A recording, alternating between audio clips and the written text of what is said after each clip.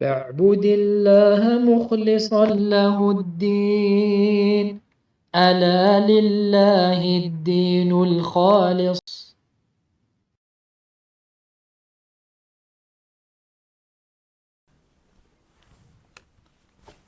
إن الحمد لله نحمده ونستعينه ونستغفره ونعوذ بالله من شرور أنفسنا ومن سيئات أعمالنا من يهده الله فلا مضل له ومن يضلل فلا هادي له وأشهد أن لا إله إلا الله وحده لا شريك له وأشهد أن محمدا عبده ورسوله صلى الله عليه وعلى آله وأصحابه وسلم. يا أيها الذين آمنوا اتقوا الله حق تقاته ولا تموتن إلا وأنتم مسلمون. يا أيها الناس اتقوا ربكم الذي خلقكم من نفس واحدة وخلق منها زوجها وبث منهما رجالا كثيرا ونساء واتقوا الله الذي تساءلون به والأرحام إن الله كان عليكم رقيبا. يا أيها الذين آمنوا اتقوا الله وقولوا قولا سديدا يصلح لكم أعمالكم ويغفر لكم ذنوبكم ومن يطع الله ورسوله فقد فاز فوزا عظيما. أما بعد فإن أصدق الحديث كتاب الله وخير الهادي هدي محمد صلى الله عليه وسلم وشر الأمور محدثاتها وكل محدثة بدعة وكل بدعة ضلالة وكل ضلالة في النار. ثم أما بعد إخوتي في الله، فما زال حديثنا موصولا في شرح عمدة الأحكام المعتمد على شرح فضيلة الشيخ صالح الحيدان رحمه الله تعالى، وما زلنا في كتاب الطهارة. اليوم سنشرع في شرح الحديث السادس. نعم بلال، وتفضل مشكورا مأجورا إن شاء الله. بسم الله الرحمن الرحيم. الحمد لله رب العالمين. قال المؤلف رحمه الله في كتاب الطهارة عن أبي هريرة رضي الله عنه أن رسول الله صلى الله عليه وسلم قال: إذا شرب الكلب في إناء أحدكم فليغسله 7، ولمسلم: أولاهن بالتراب. وله في حديث عبد الله بن مغفل رضي الله عنه أن رسول الله صلى الله عليه وسلم قال: إذا ولغ الكلب في الإناء فاغسلوه 7 وعفروه 8 بالتراب. نعم بارك الله فيك. من حفظه؟ عن أبي هريرة رضي الله عنه أن رسول الله صلى الله عليه وسلم قال: إذا شرب الكلب في إناء أحدكم فليغسله 7 وللمسلم أولاهن بالتراب. وله في الحديث عبد الله بن مغفل رضي الله عنه أن رسول الله صلى الله عليه وسلم قال: إذا ولغ الكلب في الإناء فاغسلوه 7 وعفروه 8 بالتراب. نعم 7 ليس 7 أو 7. نعم فليغسله 7 أو 7 ولمسلم. نعم آخر نحفظه. عن أبي هريرة رضي الله عنه أن رسول الله صلى الله عليه وسلم قال: إذا شرب الكلب في إناء أحدكم فليغسله 7 ولمسلم: أولاهن بالتراب. وله في حديث عبد الله بن مغفل رضي الله عنه أن رسول الله صلى الله عليه وسلم قال: إذا ولغ الكلب في الإناء فاغسلوه 7 وعفروه 8 بالتراب. أحسنت. طيب, donc on passe au hadith, toujours dans le chapitre de la purification, hadith numéro 6 et 7. Dans le 6, il dit ici, l'imam Abdul Ghani al-Maqdisi rahimahullah, selon Abu Huraira radiyallahu anhu, qui a rapporté que le messager d'Allah sallallahu alayhi wa sallam a dit: lorsque le chien a bu dans un de vos récipients.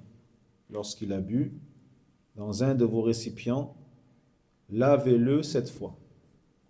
Lavez ce récipient-là 7 fois. Dans une version de l'imam Muslim, rahimahullah, il rajoute Oulahunna biturab.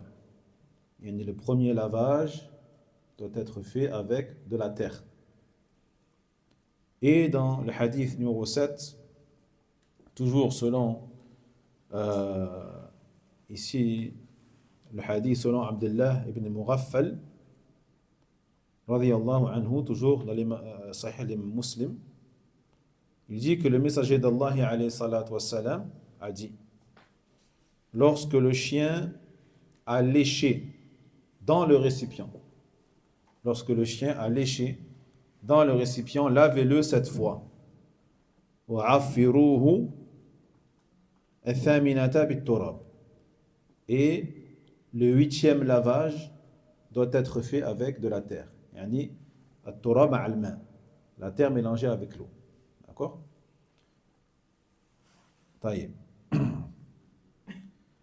فهذا الحديث قال الشيخ من الأحاديث العجيبة في الشريعة الإسلامية، والناس يجهلون كثيرا مما اشتملت عليه بعض الأحاديث، ووجد في وقتنا هذا شيء من بيان بعضها منها هذا الحديث.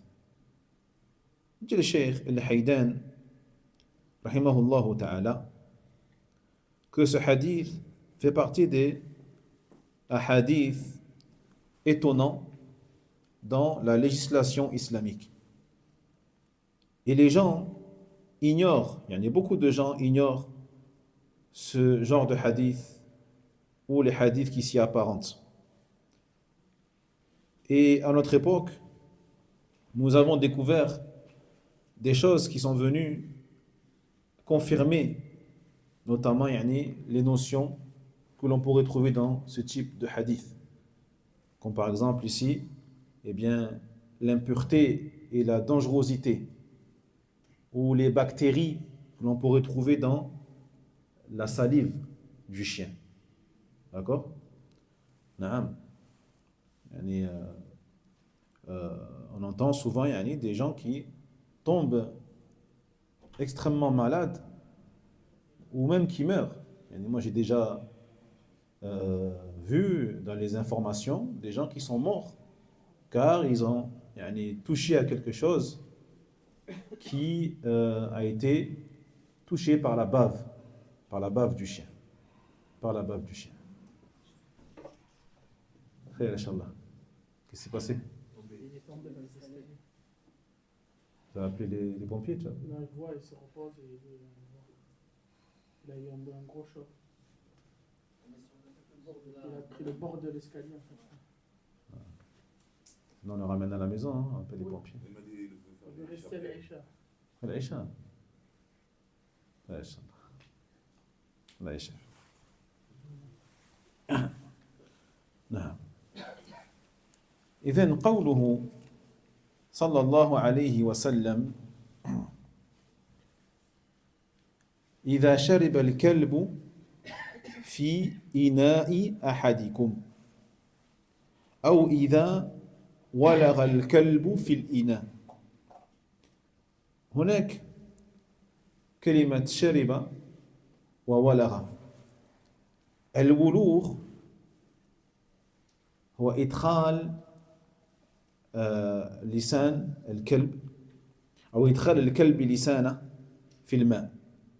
هذا هو الولوغ، إدخال الكلب لسانه في الماء ثم تحريكه فيه وتنابله إياه فيكون شربا وزيادة. الولوغ يكون شربا وزيادة، وهذه الزيادة هي إدخال اللسان مع تحريكه. جيد؟ لكن المعنى يكون فيهما متقارب. Donc dans le hadith numéro 6, il dit le prophète sallallahu alayhi wa sallam lorsque le chien a bu, alors que dans le 7 il dit lorsque le chien a léché. Même si les deux sont très proches au niveau du sens. Mais al-wulugh, donc le léchage, quand même on a cette notion du fait qu'il ait consommé cette eau, il ait bu cette eau, mais en même temps il a introduit sa langue à l'intérieur. Il y a quand même une notion qui est en plus, qui est le fait qu'il ait introduit sa langue dans l'eau et qu'il a donc bougé, remué sa langue dans cette eau-là, puis qu'il a bu. جيد. فالإناء هنا المقصود الإناء الصغير، الإناء الصغير الذي يتناول المرء تناولا، إذ الآنية الكبار التي لا تتناول لا يكون هذا الحديث شاملا له أو شاملا لها. فهناك مثلا البرك الكبيرة، مجموع الماء كبير مثلا، أو الآنية الكبيرة جدا التي لا يحملها الإنسان لا تكون داخلة في هذا الحديث. Donc le récipient ici dont on parle dans ce hadith, on parle des petits récipients. On parle des petits récipients. Des récipients utilisés par une personne pour manger ou pour boire.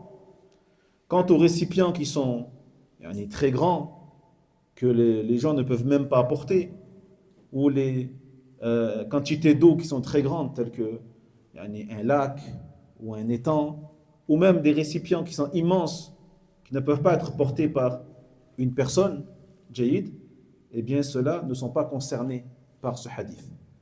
Ce qui est concerné par ce hadith, ce sont les petits récipients. فقال عليه الصلاة والسلام فليغسله فليغسله.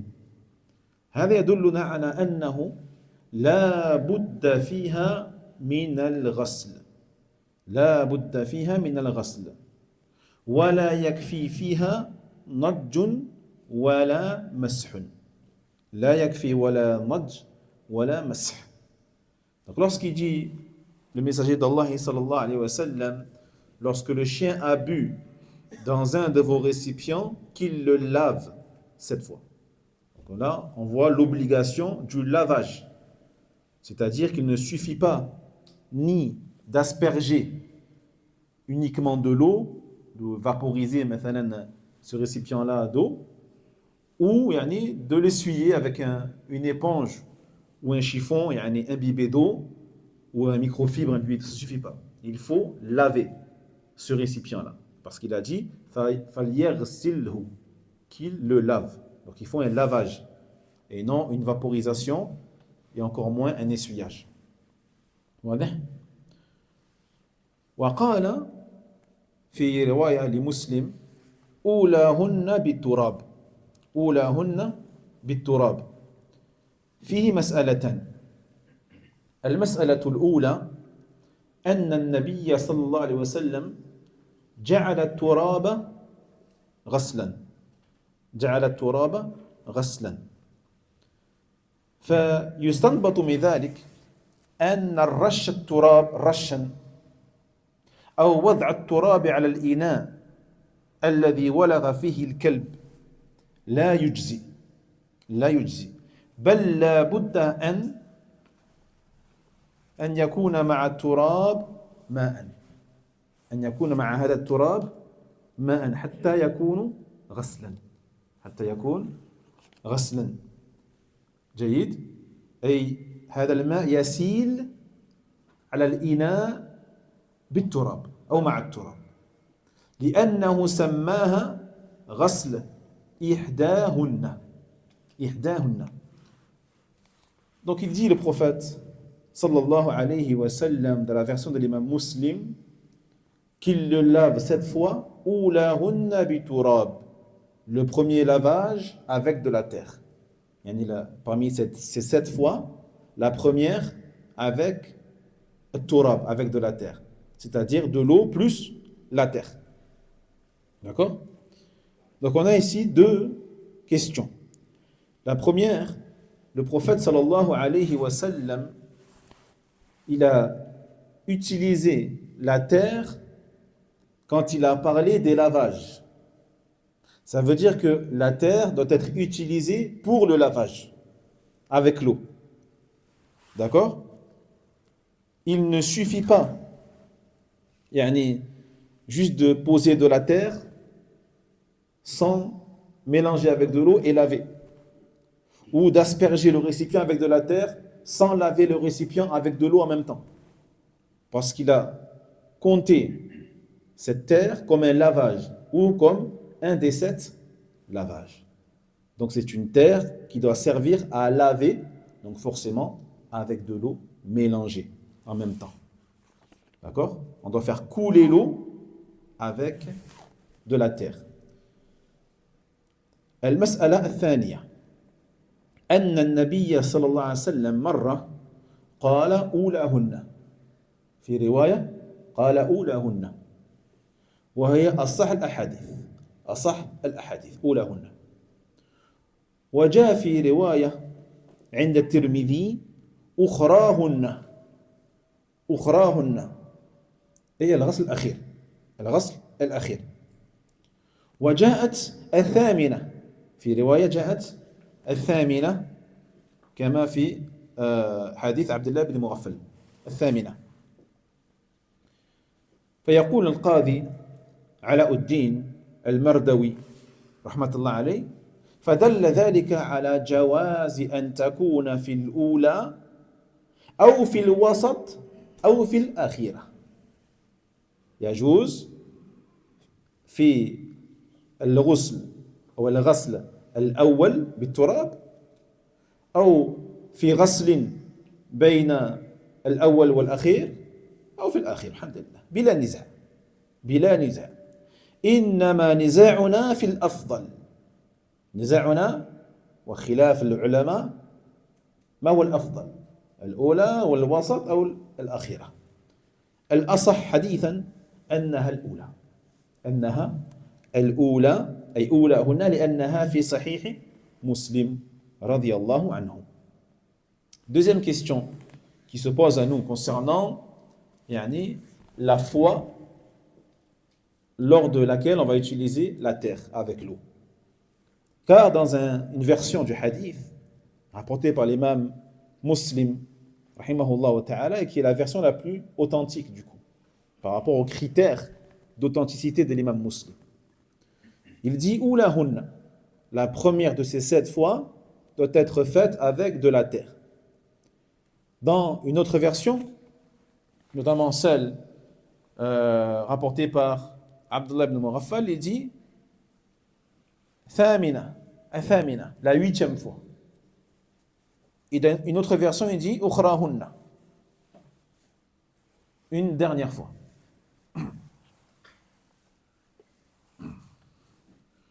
طيب. Donc, Al-Qadi Ala-ud-Din Al-Mardawi, un des grands savants du 9e siècle de l'Hégire, il a dit, cela montre qu'il est permis tout d'abord d'utiliser la terre avec l'eau au premier lavage, comme il est permis de l'utiliser lors de l'un des lavages entre le premier et le dernier, et comme il est permis de l'utiliser lors du dernier lavage. Mais la divergence se situe dans quelle est la meilleure chose à faire. Il dit par rapport au degré d'authenticité du hadith, qui est celui de la version où il dit Oulahunna, la première. Donc, par rapport à ça, nous disons que ce qui est le mieux, c'est de faire cela au premier lavage. Wallahu ta'ala a'lam. Naam.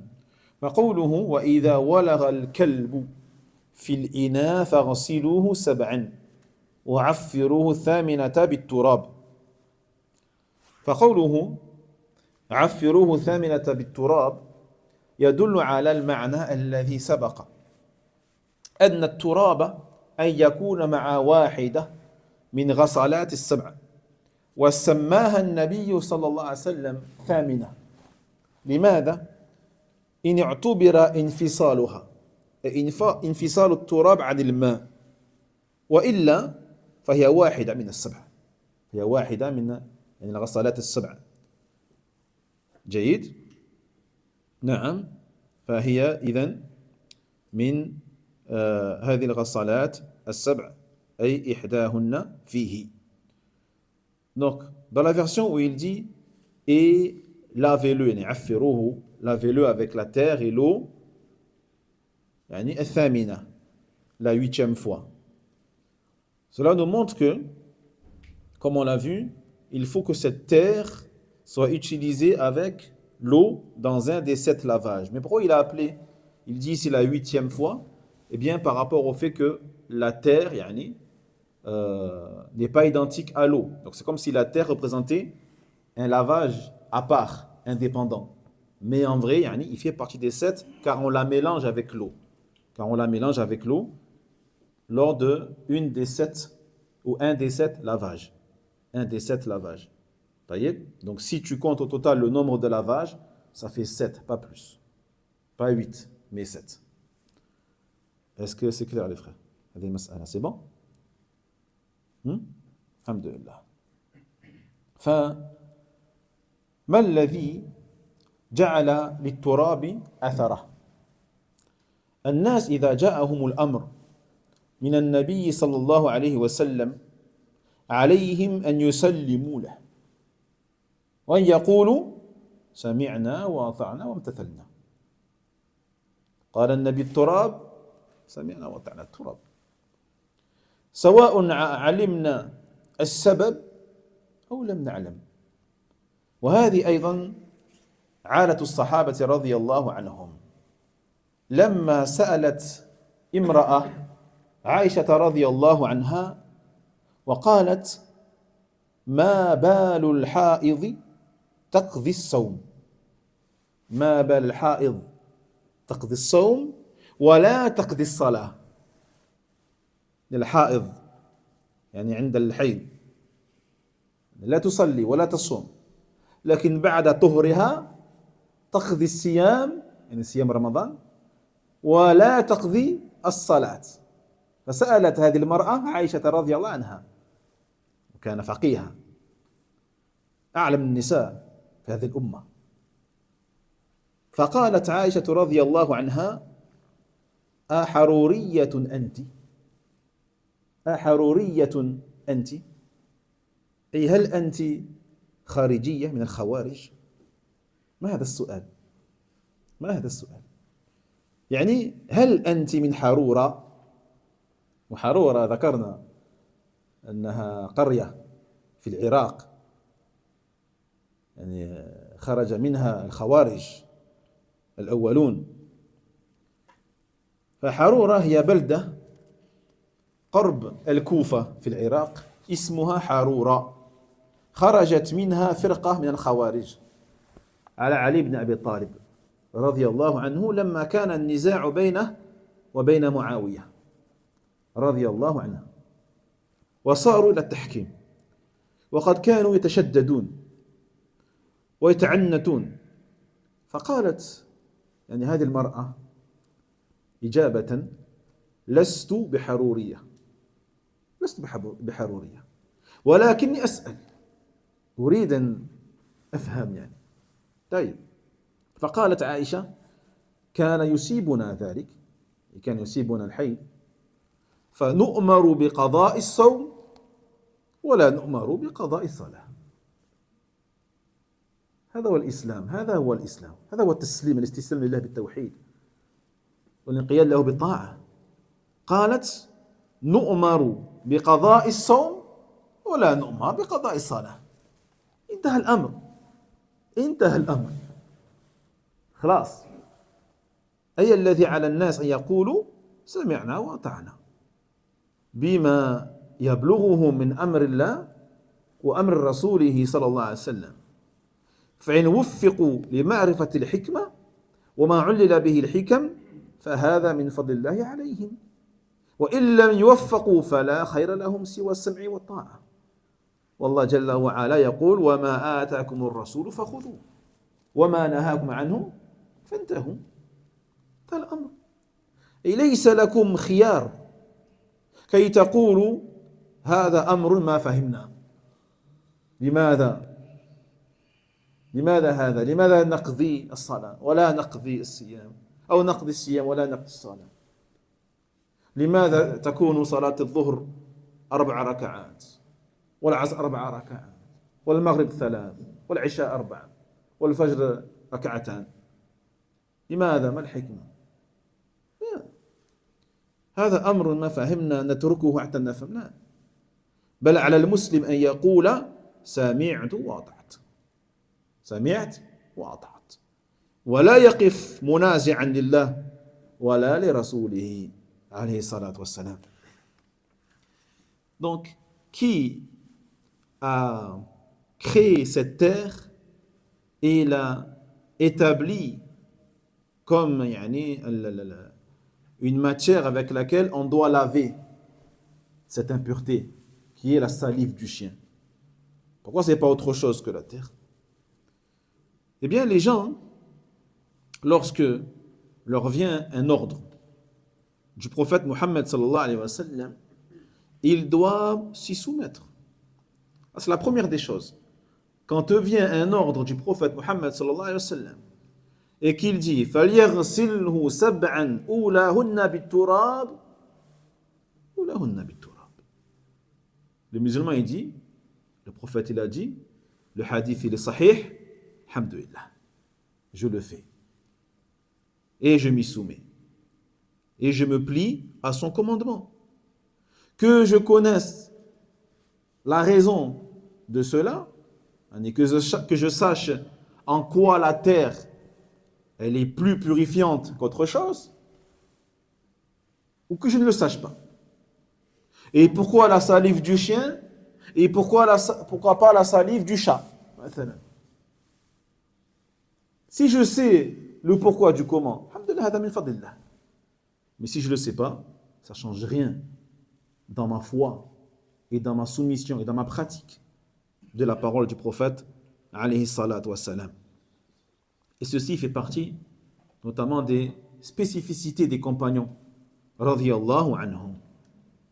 Un jour, lorsque une femme vint voir la mère des croyants Aïcha radhiyallahu anha, qui était lors de dans sa génération et même par rapport à celles qui sont venues après elle, la femme la plus savante de la communauté. Et une femme alla la voir et lui demanda comment se fait-il que la femme qui a ses menstrues, elle doit rattraper son jeûne de Ramadan, mais elle ne rattrape pas ses prières. Ça c'est connu. La femme qui a ses menstrues, pendant le mois de Ramadan, une fois qu'elle s'est purifiée, et après la fin du mois de Ramadan, elle doit rattraper ses jours non jeûnés. Ça. Mais ses prières, pourquoi elle ne les rattrape pas? Pourquoi Allah Jalla wa Ala lui a imposé de rattraper son jeûne et pas ses prières? On pourrait chercher, on pourrait y débattre, discuter pendant des heures et des heures, philosopher, commencer à faire comme ils font les groupes al-mutakallimun, al-kalam, pour à la fin être complètement déboussolé et commencer à avoir des shubuhat, des ambiguïtés, des doutes sur la charia d'Allah tabaraka wa ta'ala. Pourquoi? Qu'est-ce qu'elle a dit, Aïcha? Elle a dit, Anti harouriya. Es-tu une harouriya? Donc les harouriyoun, c'était les khawarij de l'époque, al-takfir, ceux qui étaient sortis contre Ali ibn Abi Talib. Ils ont été appelés comme ça car les premiers khawarij qui sont sortis de cette ville en Irak qui s'appelle Haroura. Donc elle lui dit, est-ce que tu es une harouriya? Car il était connu que les harouriyoun étaient des extrémistes dans tous les domaines, que ce soit dans l'obéissance au gouverneur, ou le fait de rendre incroyants les musulmans à cause des péchés majeurs, ou également le fait de dire aux femmes, vous rattrapez le jeûne et vous rattrapez aussi vos prières. Ils imposaient aux femmes, lorsqu'elles étaient en état de menstru, une fois qu'elles étaient purifiées, de rattraper leurs prières. Donc les prières qu'elles ont manquées durant 6 ou 7 jours, voire plus. Vous voyez? هذا تشدد في الدين. C'est ça l'extrémisme dans la religion.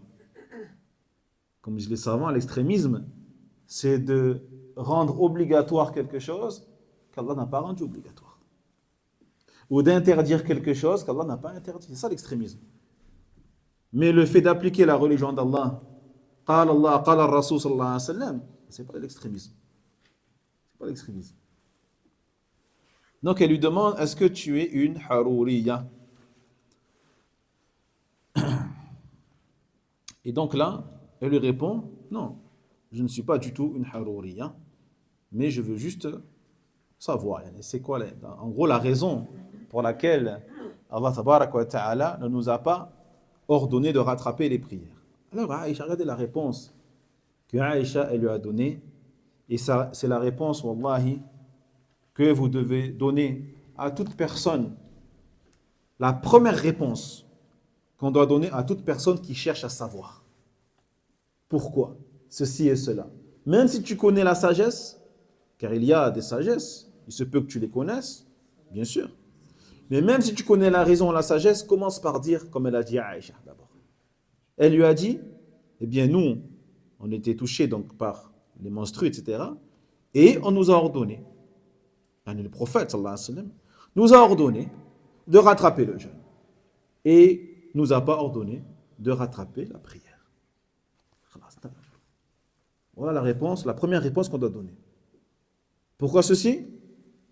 Pourquoi, je ne sais pas, vous vous laissez pousser la barbe et vous ne la touchez pas?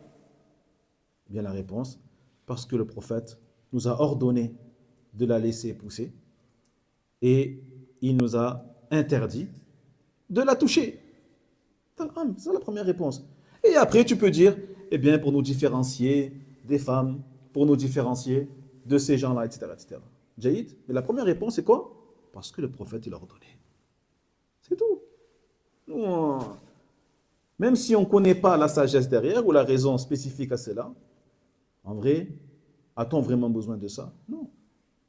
Non, parce que le croyant, justement, il fait les choses parfois. Il ne fait pas les choses en sachant obligatoirement chaque raison, chaque sagesse de chaque chose. C'est dur à dire ça. Certains te disent pourquoi le porc c'est interdit? Pourquoi le hallouf est haram hallouf?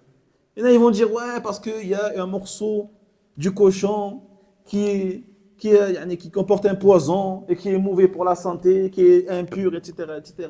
Et parce que le cochon il mange n'importe quoi. Et parce que le cochon il se mange entre eux. Là. Hein? Non, la première des réponses, parce que Allah tabarak wa ta'ala nous l'a interdit. Parce qu'Allah l'a cité parmi les choses qui nous sont interdites à la consommation. Lahmul khinzir. Lahmul khinzir. Wadih?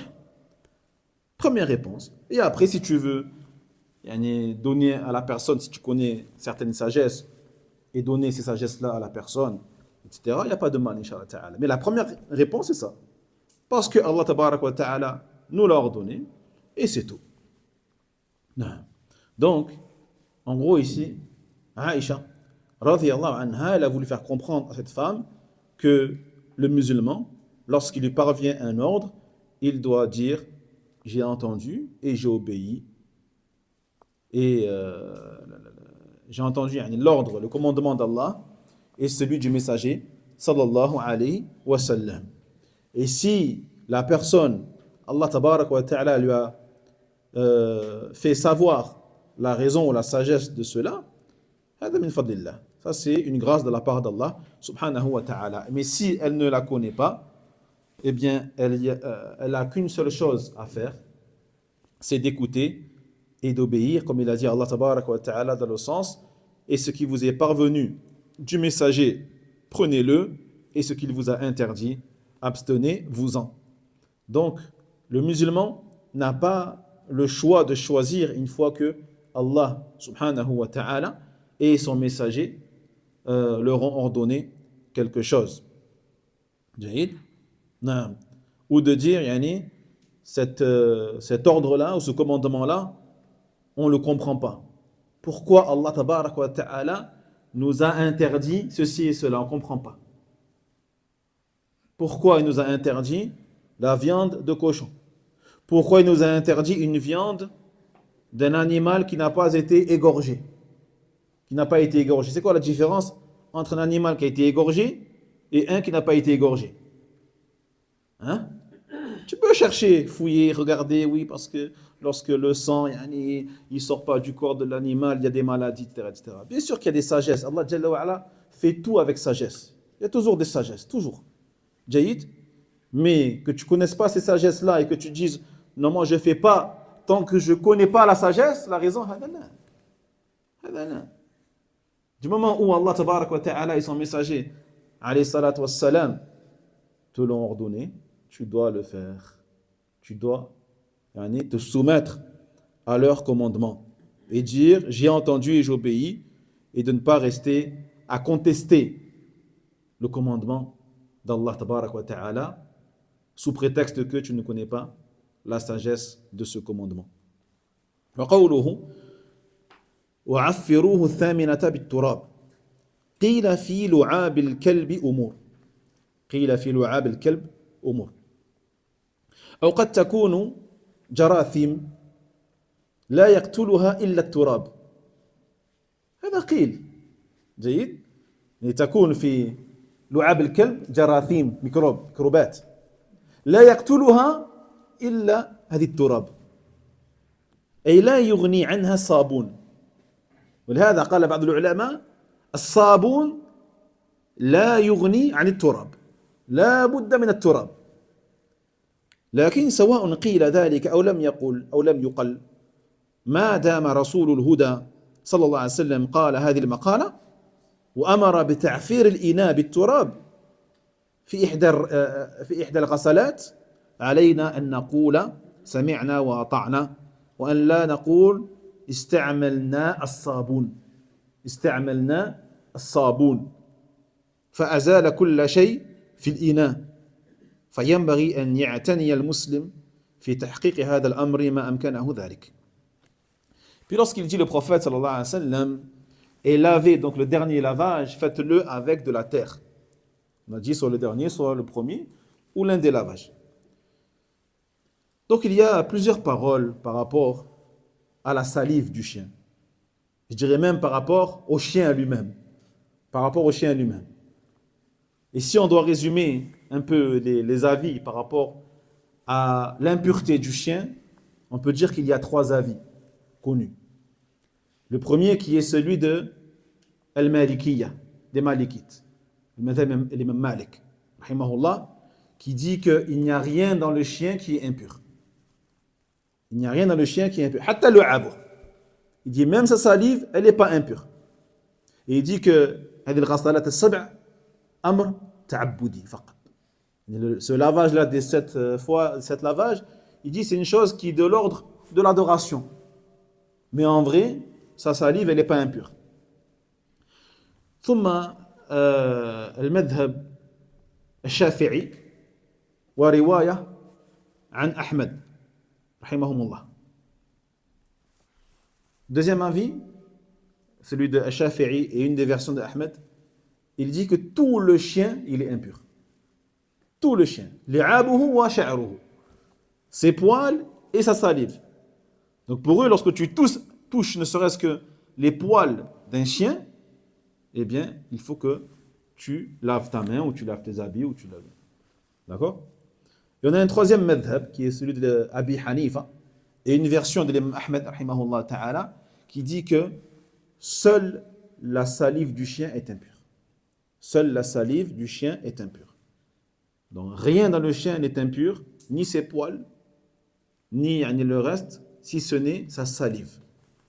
وهذا هو الأصح بإذن الله عز وجل. Lorsqu'on revient au nufus, au texte, on s'aperçoit que les seules fois où le prophète sallallahu alayhi wa sallam nous a ordonné de laver, etc., c'est par rapport à la salive. C'est par rapport au fait que le chien il a bu ou que le chien il a léché l'eau ou le récipient. D'accord? Non. Al-Muhim. Il dit le cheikh, si on veut chercher à savoir pourquoi la salive du chien, on doit laver le récipient cette fois, etc. Il dit, parce que il se peut qu'il y a des microbes, des bactéries dans la salive du chien que seule la terre peut tuer. La terre est le seul élément qui est capable d'éliminer ces microbes qui se trouvent dans la salive du chien. Hein? Et encore une fois, beaucoup de gens sont tombés malades, ils sont même morts à cause du fait qu'ils aient mangé ou bu quelque chose qui a été touché par la salive du chien. Vous savez ce qu'ils font les chiens avec leur langue? Ils font des choses très, très sales et très impures. Jaïd, notamment pour nous les humains. C'est pour cela que il dit le cheikh, rahimahullah ta'ala, que si nous disons que seule la terre est capable d'éradiquer ces microbes, on ne peut pas la remplacer par autre chose comme le savon. Comme le savon. Quelqu'un pourrait dire, ben moi je vais laver cette fois, et l'un des lavages, je vais utiliser du savon en remplacement. D'accord? Il y a beaucoup de savants qui disent cela. Beaucoup de savants qui disent que nous pouvons utiliser quelque chose qui lave, comme la terre elle pourrait laver, tel que le savon ou autre. Cela remplace la terre, aucun problème. Il dit le cheikh al-Haydan, lui, il est d'avis que non. Il est d'avis qu'on doit utiliser obligatoirement la terre parce que c'est la chose qui a été citée par le prophète Mohammed sallallahu alayhi wa sallam, qui aurait pu citer autre chose. Car à l'époque du prophète, il y avait déjà d'autres d'autres substances comme le savon ou quoi qui servaient à nettoyer également. Mais il a mentionné la terre uniquement. Donc, tant que le messager sallallahu alayhi wa sallam a mentionné de manière spécifique at-turab, eh bien on doit s'en tenir à la terre et utiliser donc cette terre-là avec l'eau dans un des 7 lavages et dire nous avons entendu, nous avons obéi, et de ne pas dire nous utilisons le savon à la place parce que on est sûr que le savon enlève toutes les impuretés. Non, il faut que le musulman fasse des efforts et mette tout en œuvre pour réaliser ce qu'a demandé ici le prophète sallallahu alayhi wa sallam.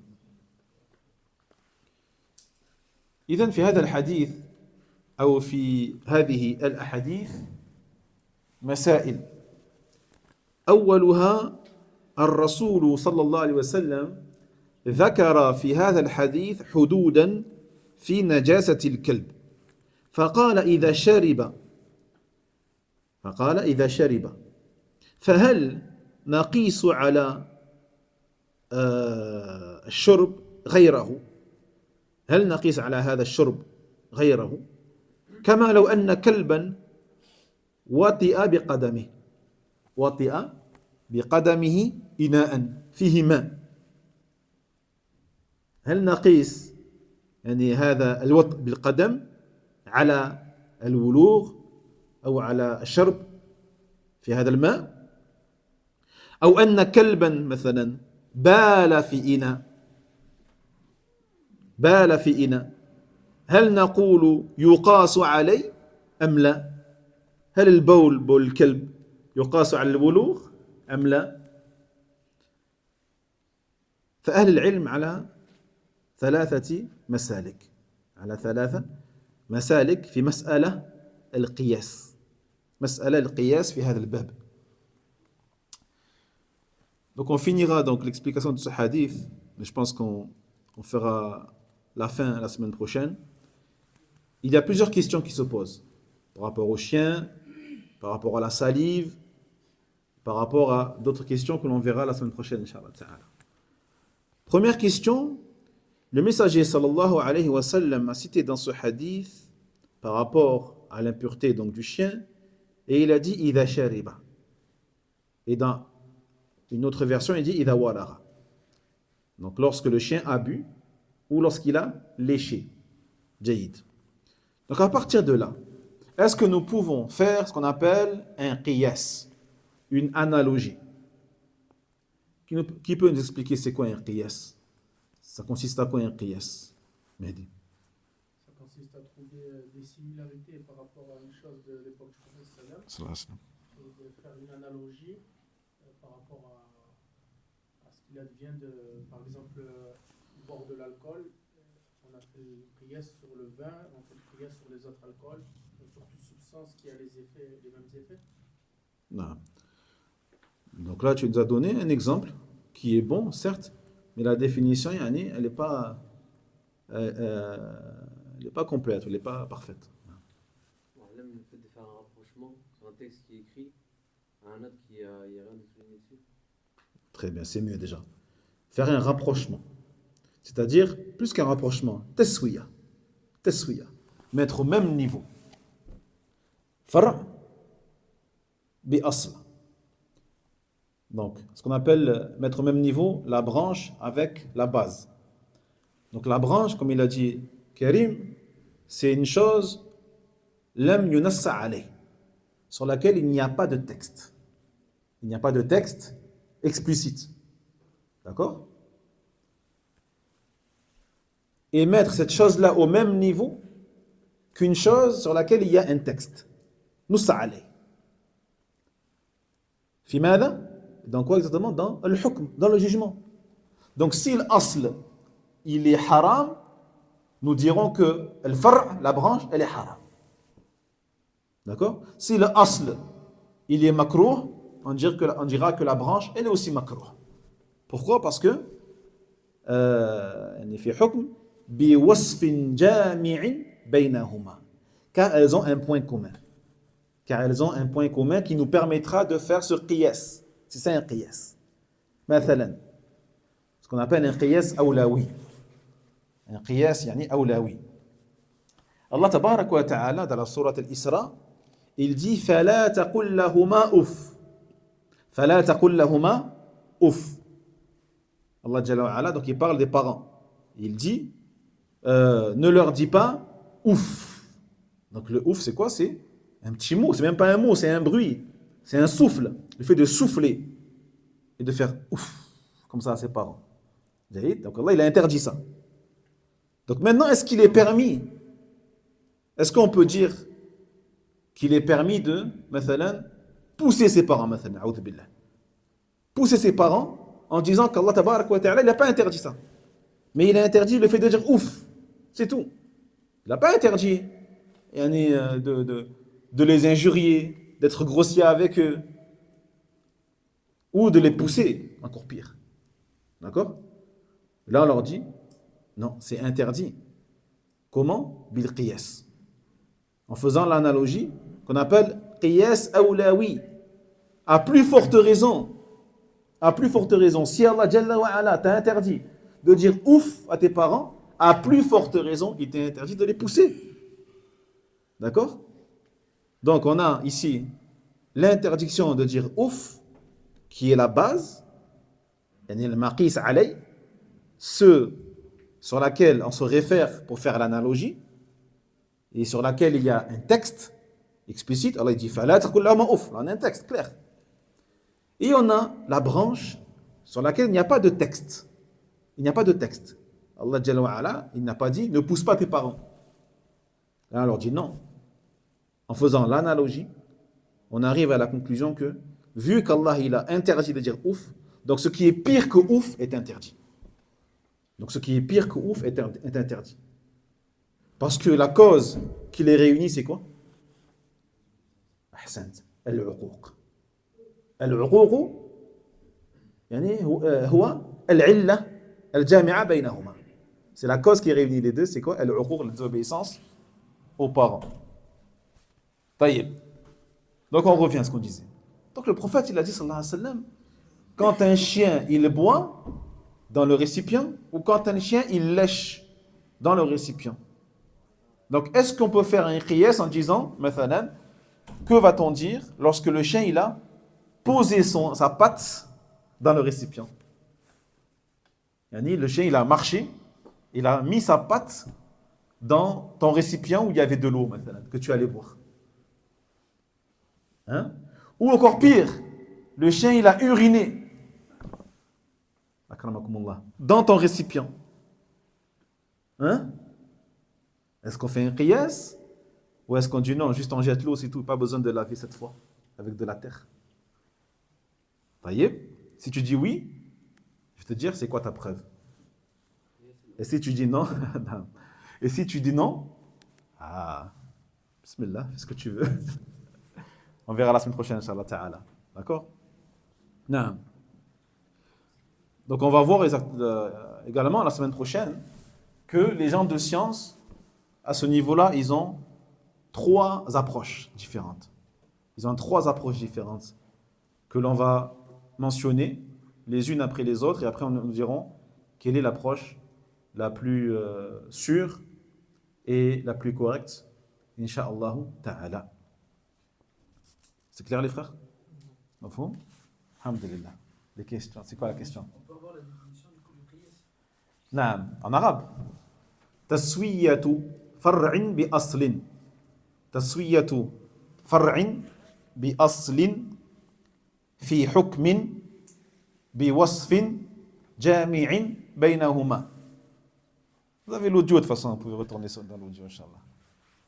C'est bon, quoi? Allez, répète-le, Inch'Allah. ما كتبت ولا بتحفظ؟ يا لوجو انت ذكي انت الحمد لله. وليد en français. Pas écrit. Tu l'as retenu un peu ou là? Hein? C'est un rapprochement. Taswiya, c'est plus qu'un rapprochement. Taswiya, mettre au même niveau. Taswiya. Hein? Et vu que la chose Mettre au même niveau quoi? Sur quoi on fait le qiyas et Al-far'u wal-aslu. Al-far'u wal-aslu. Donc mettre au même niveau la branche et la base.